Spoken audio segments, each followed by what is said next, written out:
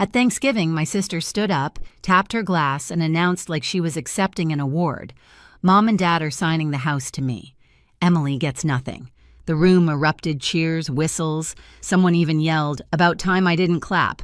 I didn't blink. I just smiled the way you smile when a storm hits, but you already know the roof is theirs, not yours. I set my fork down. "Dad," I said softly, "should I tell them, or will you?" His face drained. My sister froze. And in that moment, everyone knew something was coming. Before I take you into what happened after that silence, tell me where you listening from tonight. It helps to know there are people out there who've lived through families like mine. My name is Emily Nolan, and if you'd met my family before that Thanksgiving, you might have thought we were close. The kind of Midwestern picture people post on holiday cards, matching sweaters, smiling in front of a tree, pretending we never raised our voices. But families like mine don't break in loud, obvious ways. They crack in silence, in small choices, in who gets listened to and who gets ignored. And for as long as I can remember, I've lived in the quiet space where people only notice you when they need something. Jenna, my younger sister, never knew that space. She was the favorite, bright, loud, full of charm, the kind of girl relatives fawn over at gatherings, calling her a natural and a spark. I didn't hate her for it. I just learned early that I'd have to build my life on my own because nothing was ever going to be handed to me the way it was handed to her. Growing up, I watched my parents pour attention into Jenna like she was a plant that needed constant watering. Dance classes, summer camps, private lessons, things I was told we couldn't afford when I asked. Later, when I moved to Chicago for work, they called it selfish, like choosing independence meant I was abandoning them. Meanwhile, Jenna stayed close, visiting every weekend, sliding into that perfect little mold they'd carved out for her. Still, I kept coming home for holidays. For my grandmother, mostly. Evelyn Nolan, sharp mind, silver hair, the only person in the family who looked at me with real pride. When she hugged me at the door, it didn't feel like an obligation. It felt like being seen. She'd tap my cheek, whisper something like, "You're stronger than they think," then slip back into her chair, like she hadn't just given me enough fuel to last another year. This Thanksgiving felt strange before it even began. The air in the house was different. Thick, expectant, like everyone had been let in on a secret I wasn't meant to hear. Mom was darting around the kitchen with that tight smile she wears when she's hiding something. Dad wouldn't meet my eyes for more than a second. Jenna kept brushing lint off her dress, even though it was perfectly clean. And when I walked into the dining room, I noticed one more thing. An empty chair next to mine was missing. Not moved, not pushed aside, gone. I should have known then. You'd think the empty chair would have been enough of a warning, but in my family, the signs are always quiet before they explode. I sat down anyway, smoothing my napkin across my lap, pretending not to notice the way conversations dipped every time I entered the room. They'd go flat for a second like someone had pressed mute, then pick up again with forced laughter the moment I passed. Jenna floated around like the star of her own parade, checking the table settings, fixing angles on the centerpiece, whispering little asides to Mom that made them both smile. Every so often, she'd look at me with a tight-lipped grin, polite but hollow, like I was a coworker she barely tolerated. It wasn't always like this. For a long time, Jenna and I were just two kids, sharing a bedroom, passing notes under the door when we were supposed to be asleep. She used to braid my hair, steal my sweaters, beg me to drive her everywhere once I got my license. But somewhere between high school and adulthood, something shifted. She slipped comfortably into the role my parents built for her golden girl perfect daughter, while I slipped quietly out of the frame. The house situation started 6 months earlier, long before the announcement at Thanksgiving. It was a humid Saturday in June when Mom called asking me to come home for something important. No details, no warning. When I arrived, they ushered me straight to the dining table, the same table where everything would later fall apart. Dad had a folder laid out like a presentation. Mom smiled too hard, like her face hurt from stretching. "Sweetheart." Dad began, "We're refinancing the house. Just a simple signature. Better rates. You won't have to worry about anything." Even then, something in me tensed. My family never asked me for help unless they needed more than they were willing to admit. I flipped through the papers, heart thrumming as I tried to make sense of the numbers. Something felt off, too many pages, too many amounts blacked out, too many rushed explanations. "Can I take these with me?" I asked, keeping my voice even. "My lawyer can look at them." The silence that followed told me everything. Mom's smile faltered. Dad snapped the folder shut too quickly, like he regretted putting it in front of me in the first place. "It's just a formality," he insisted. "Why complicate things?" But I took the folder anyway. Back in Chicago, my lawyer flipped through the papers, eyebrows rising higher with each page. She didn't smile. She didn't stall. She called me the next morning. "This isn't a refinance," she said. "It's a transfer of liability. If you sign, you're responsible for their debt." Debt? I'd stared at the phone numb. What debt? She explained slowly, carefully, a second mortgage, months of missed payments, foreclosure letters, things I didn't even know existed. And the moment I understood, something inside me locked into place. Not anger, not yet. Something colder, something steady. 2 months later, Dad called again, this time asking for money. Not a loan, not help, money. He said it was for Mom's medical bills, but when I offered to pay the hospital directly, he crumbled. The story shifted. The truth leaked out, late payments, deadlines, desperation. And now sitting at that Thanksgiving table, watching Jenna glow under everyone's attention, the weight of those 2 months pressed against my ribs. They weren't giving her the house. They were giving her the debt, and they expected me to sit quietly beside her while it happened. By the time November rolled around, the secret sat between my parents and me like a live wire. We did not talk about the papers I refused to sign or the call where Dad admitted the truth. Our conversations shrank into weather updates and questions about work, as if small talk could cover a crater. They did not know I had done more than refuse. I pulled the property records myself. I knew about the second mortgage, the interest eating them alive, the foreclosure clock already ticking. They were drowning and trying to drag someone else under with them. At first, I thought that someone was always meant to be me.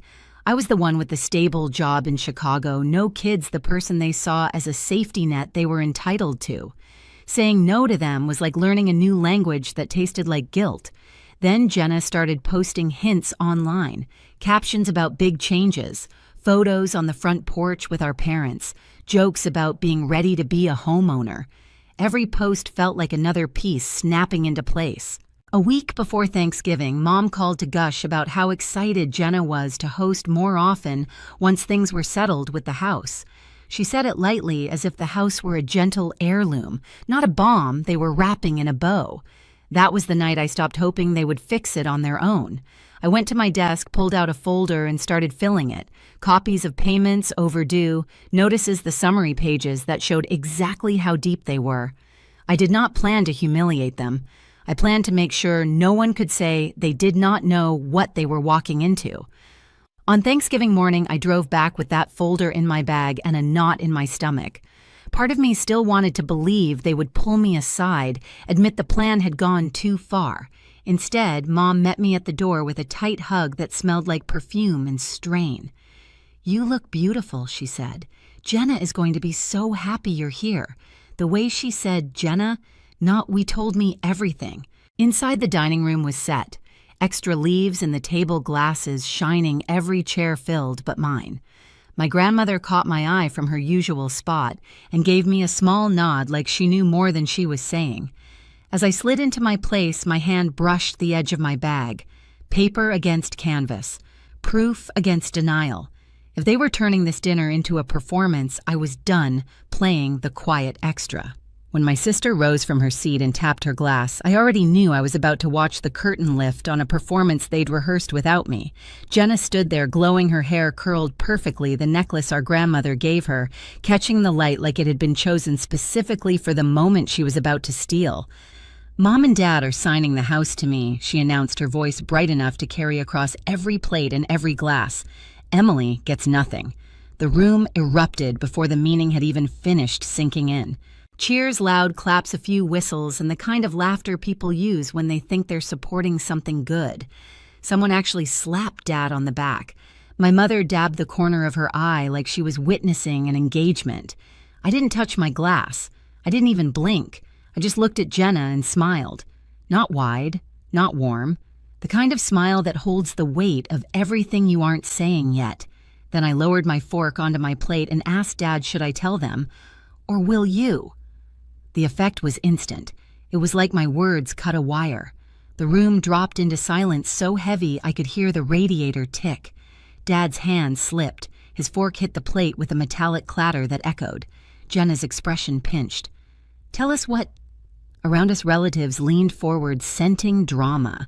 My grandmother exhaled sharply, as if she'd been waiting for anyone to stop pretending everything was fine. I reached into my bag, pulled out the folder, and placed it in front of me. I didn't open it yet. I just let it sit there, resting like a quiet threat.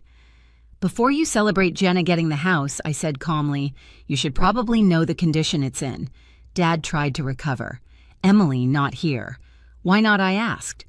You weren't embarrassed when you decided to sign it over to her without telling her about the debt. Heads turned. Conversations died.